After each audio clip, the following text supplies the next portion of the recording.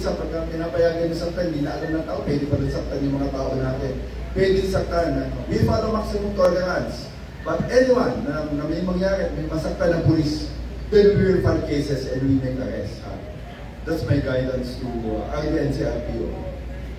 Never na gagawin natin na sasaktan mo, then you will go, you go scot-free. Meron po tayong batas, everybody po sa batas. Kahit na kami, pagka nagkakamali kami, you can file cases against us. Commit to abuses, nanakit kami, then file against us. Pero pagka sinaktan mo yung mga tao sa gobyerno, then we will file appropriate charges. So yun po, I want to make it clear, I already ordered anti-NCRPO that will follow rules. Everybody po, no exemption. Yun po yung guidance sa atin. So maraming